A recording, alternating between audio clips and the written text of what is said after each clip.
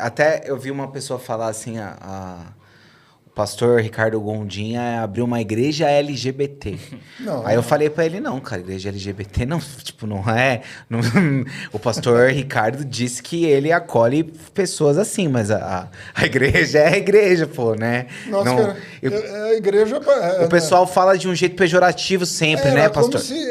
Eu sou cearense, né? Ricardo Gondim abriu uma igreja de cearenses. Né? Isso. Não abriu uma igreja de cearense, né? O pastor Ricardo Gondim agora tem uma igreja de gaúchos.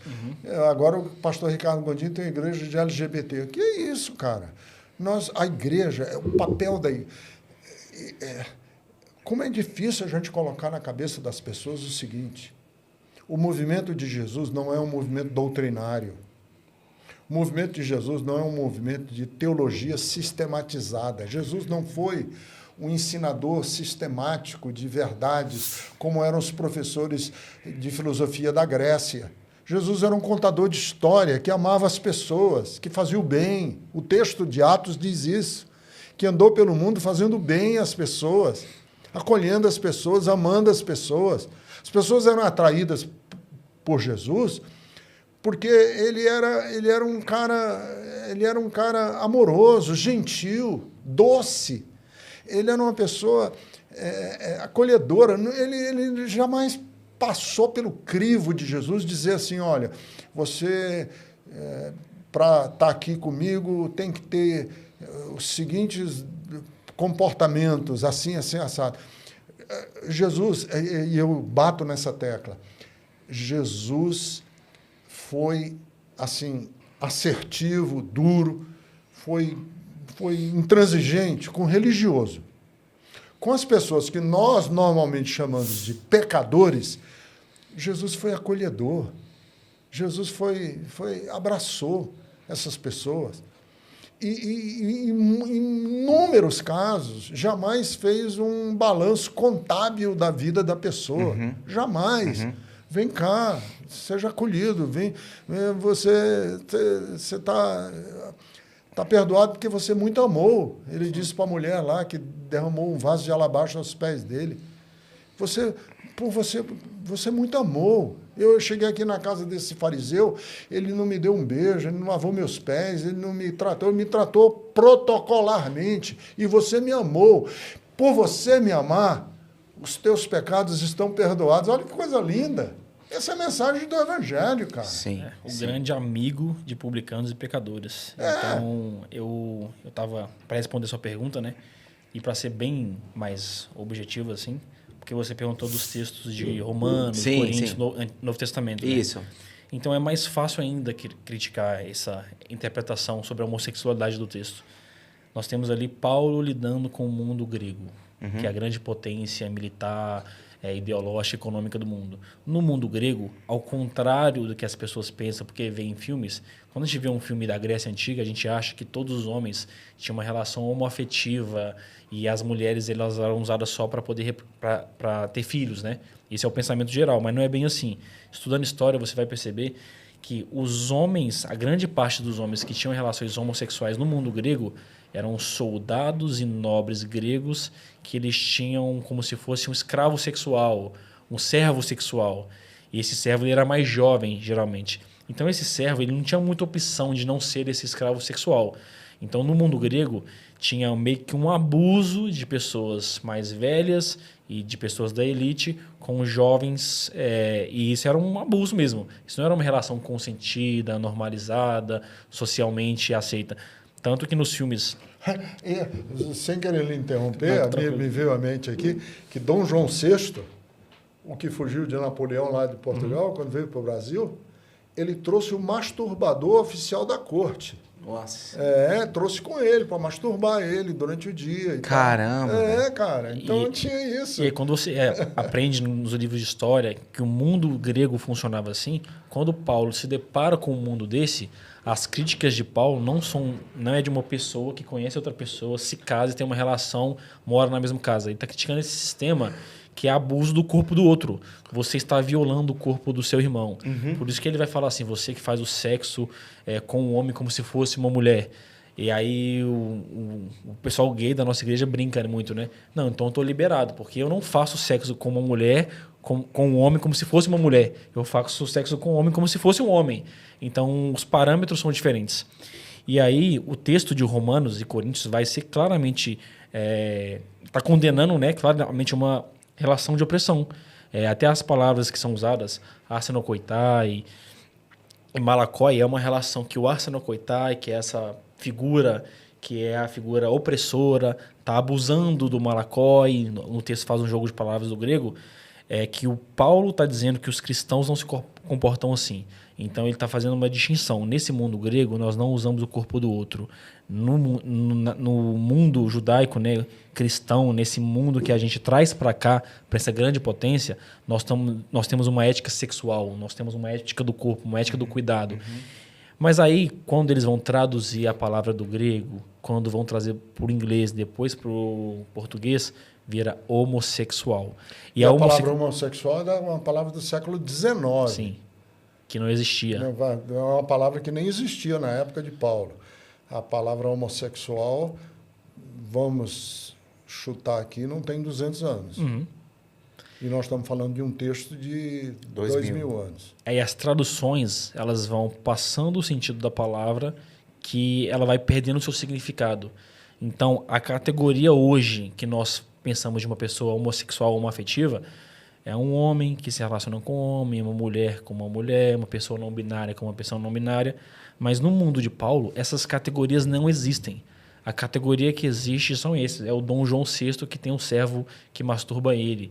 É o Alexandre o Grande, que tem um outro servo que ele tem relação. É um soldado romano que ele vai para Jerusalém e leva com ele o seu servo sexual. E aí o Paulo, Jesus e o mundo bíblico vê isso e condena. Então não há condenação bíblica em nenhum versículo para uma relação de configuração do mundo moderno. Pessoas que se casam, se amam, constituem família. Não tem nenhum texto bíblico que condena isso. Eu acho que o texto também que muita gente cita é aquele que passa como se fosse uma lista ali de comportamentos e fala que não entrarão no reino dos céus. Sim. E acho que tem lá os efeminados, não? Uma coisa assim? Pois é, essa palavra malakoi, que os efeminados aí... Não é o efeminado no sentido de um homem que tem trejeitos de mulheres. O efeminado aí, quer dizer, a tradução já é uma tradução forçada. Essa palavra efeminado, né? Ele está falando da pessoa que não tem firmeza de caráter, que é o mesmo tímido do livro do Apocalipse, quando da igreja de Laodiceia, o Senhor fala para o anjo da igreja, você não és nem quente nem és morno, mas nem és quente nem és frio, és morno, vomitar-te aí da minha boca, porque Deus odeia o tímido, quer dizer, o morno, a pessoa que não se decide na vida, a pessoa que não tem comportamento de caráter. Não se posiciona. Não tem absolutamente nada a ver com o trejeito, com a maneira que a pessoa é. Porque isso aí a pessoa nasce com ela. Ela nasce com ela, não tem jeito. Se você já conversou com uma pessoa homossexual claro. Que tem trejeito, porque nem todo homossexual tem trejeito. Sim. Tem homossexuais que não têm trejeito nenhum e são homossexuais. Sim. Mas tem homossexuais que são efeminados. E se você conversar com um que pretende fingir que não é afeminado, fica um negócio esquisito. Você fala, cara, ele está querendo esconder uma coisa que a gente está na cara que ele é. Entendeu? Então, assim, é forçar a pessoa a ser o que ela não é. Ela nasceu assim, foi Deus que a fez dessa maneira, ela é amada por Deus dessa maneira e ela não precisa mudar do seu trejeito, da sua maneira de ser, porque ela é assim. Sim. O que ela tem que mudar é mudar os comportamentos disso que o Walter acabou de falar aqui. Que isso se aplica não só a homossexuais, isso se aplica a heterossexuais. Dominação, violência. Violência, dominação, enganação. Então, com os adolescentes da igreja, das vezes que eu falo com os adolescentes da igreja, eu falo sempre isso. Uma relação sexual é uma relação de exposição íntima. Então, tome muito cuidado, principalmente na adolescência, que a sua parceira, o seu namoradinho, a sua namoradinha, o seu ficante, né, que hoje tem até essa palavra, a sua ficante, depois não venha dizer assim, aquele cara foi um cafajeste comigo, foi um canalha, me enganou, usou de subterfúgio para usar o meu corpo. Porque nós somos de uma outra categoria. Nós somos pessoas do sim, sim, não, não, da transparência. Se você jogar limpo com a menina, ela pode até um dia dizer o seguinte, olha, não deu certo, mas ele foi sempre um homem honroso comigo. Isso é que tem que valer para nós. E vale para o homossexual, vale para o heterossexual. Nem toda relação tem que ser perene. Todas as relações correm o risco de se acabar até de pessoas casadas. Mas que a minha mulher, se por algum motivo, que não vai acontecer em nome de Jesus, para a glória do Senhor, Amém. mas se algum motivo acontecesse de eu me separar da minha mulher, ela dissesse o seguinte, meu casamento com meu marido não deu certo. Mas eu atesto que, na nossa relação, ele foi um homem correto e íntegro comigo.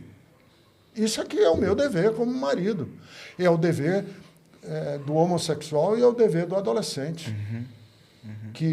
E de uma pessoa que tem uma relação consensual com outra. Tem pessoas aí divorciadas, que já se divorciaram, viúvas, que têm uma relação com outra pessoa, uma relação de namoro, de amor, e que acabam tendo uma relação sexual.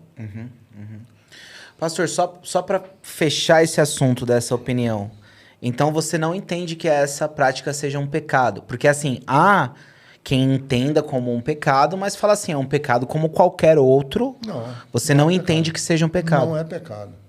As relações sexuais consensuais entre adultos, porque uma relação sexual só pode ser consensual quando é entre adultos. Sim.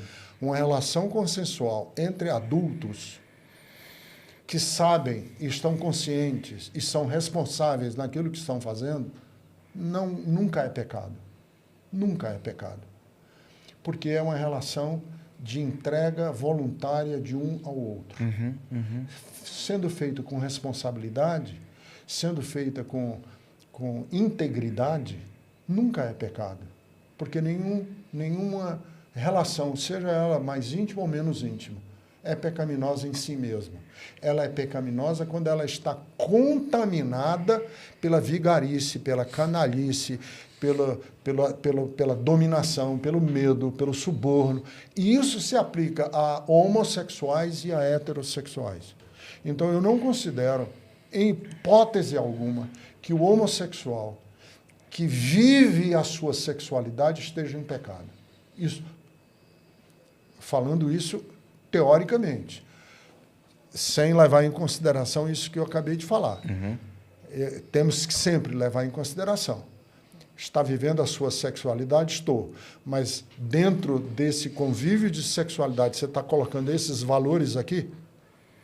Se esses valores estão nessa equação, nunca é pecado. Para encerrar o assunto, eu quero fazer uma indicação, algumas indicações de material, e depois fechar rapidinho sobre o nosso processo da Igreja Bethesda. Claro. Indicações. Nós não tiramos isso do nada, da nossa cabeça. Não acordamos de manhã e agora porque nós somos acusados disso, né? Não, a Bethesda agora, que está perdendo seus membros, quer abrir a igreja para os LGBTs para atrair público. Entendi. Tipo uma estratégia comercial. Isso, uma estratégia comercial, mas pelo contrário. A Bethesda estava estável. Estratégia comercial, você vai abrir uma igreja igual a do Agenor Duque, pô. Exatamente. Vai vender a Arca da Aliança, Vou imprimir num lenço com suja de sangue. Sim. E aí vou vender o lenço por R$1.000. Sim. Vou abrir uma igreja no centro da cidade. Vou fazer a fogueira santa. Sim. Isso. Vou abrir uma igreja do poder, descolada, do Tênis Vans, essas coisas. Sim. A gente para entender esse assunto, né, para poder chegar nessa conclusão, nós estudamos muito, né? Além de estudar muito com livros e materiais, nós conversamos muito com pessoas e aprendemos. É um processo. Primeiro, nós quebramos outras premissas teológicas para depois chegar nesse assunto. E em lugares distintos, né? O Ricardo e a comunidade Bethesda fez isso ao longo de muitos anos e eu fiz isso longe deles. Eu cheguei como pastor na Bethesda e já acreditava que a homossexualidade não era pecado. Eu fiz esse caminho longe, em outros lugares. Então, não foi junto. E aí o caminho da Bethesda, eu gosto muito dele, porque o Ricardo fala sobre ter coragem de quebrar premissas. Então, outras coisas da teologia foram se quebrando na Igreja Bethesda, a gente foi mudando o pensamento para depois chegar nesse assunto. E aí a gente fez um fórum, né? Tem um fórum de diversidade da Bethesda. Então você pode digitar no YouTube Fórum de Diversidade da Bethesda. Nós temos uma palestra com a Silvia Jerusa, que é a nossa pastora especialista no assunto. Ela fez um doutorado fora do Brasil sobre o assunto. Ela pesquisou a história dos homossexuais na Igreja do Brasil, pesquisou sobre a metodista. Então tem um vídeo sobre todos esses versículos explicando um por um o que cada um fala. Vocês vão aprender muito. E como ela também é sexóloga, ela explica a perspectiva da psicologia e da ciência mesmo. ciência. Então, são dois caminhos que comprovam que a gente está certo. A gente sempre acha que está certo e a gente defende o nosso ponto. E aí, para além disso, eu quero indicar alguns nomes, né? Tem a reverenda Ana Esther, que é uma pastora lésbica, teóloga, referência no assunto. Ela tem livros sobre o assunto. Tem o André Muscov, talvez a maior referência do país. Fez um doutorado no assunto, muito inteligente. É um pastor gay. Nós temos o Renato Dumas, que é um mestre em teologia, escreveu, publicou um livro sobre isso. É um pastor hétero. Nós temos a Keila Guedes, que é uma teóloga biblista, que também publicou um livro sobre isso. Não falta material. Temos teólogos, teólogas, psicólogos, pastores. Então, pesquisem esses materiais. Legal. E aí, uma coisa que foi importante... O Ricardo me fez essa pergunta, né, quando eu cheguei na Bethesda há uns 2 anos e meio. A gente estava conversando muito sobre esse assunto. E a nossa preocupação sempre foi a pastoral. Sim. A nossa demanda nunca foi para fora. A gente nunca pensou no que acontecia para fora da Bethesda. Era só, e os membros homossexuais da Bethesda? O que a gente vai fazer agora? Porque quando eu cheguei à Bethesda já tinha muitos membros homossexuais. Estavam lá no culto. Só que era um ano de eleição, era um ano complicado, né? A gente tinha um candidato, o Bolsonaro, usando...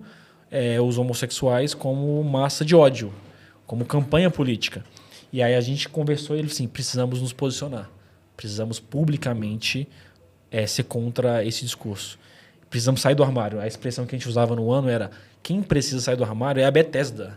É a igreja que precisa sair do armário para tomar coragem para defender os mais oprimidos do nosso tempo, que são essas pessoas. E aí, nesse ano, a gente saiu do armário, fez um fórum. E aí, qual foi o maior significado da Igreja Bethesda ter se declarado publicamente como uma igreja afirmativa? Porque nos seus bastidores já era. As pessoas já faziam parte da vida comunitária. Mas foi importante botar uma bandeira para realmente disputar. A gente disputou um espaço, a gente disputou um propósito, disputou defender um tipo de pessoas marginalizadas. E aí, defendendo essas pessoas, quais são os passos práticos que a gente fez, né? Porque era muito fácil falar que a nossa igreja é uma igreja que recebe pessoas e não faz nada para isso. Todos os nossos ministérios, sem exceção, têm uma liderança LGBT. Então, essas pessoas participam da vida ativa. No Ministério de Adolescentes, tem líderes LGBTs. No Ministério de Jovens também. No Ministério de Comunicação também. No de Mulheres também. Fora um grupo de acolhimento LGBT, que ele cuida de todas as pessoas que chegam. E quer saber, a nossa igreja se tornou uma igreja mais séria, mais comprometida, mais crente do que quando a gente fazia esse jogo de esconde-esconde, tentando acalmar os ânimos fariseus que estavam dentro da igreja. Sim. E aí o que a gente ganhou, né? Porque a gente não só perdeu. Porque a gente fala, nós perdemos muito pouco. Pessoas lindas, né? Pessoas lindas. Anderson Veloso, Anne, Caio, são nomes próprios, são nossos amigos. A gente ganhou uma família, a gente ganhou pessoas que a gente convive. Então esse é o salário.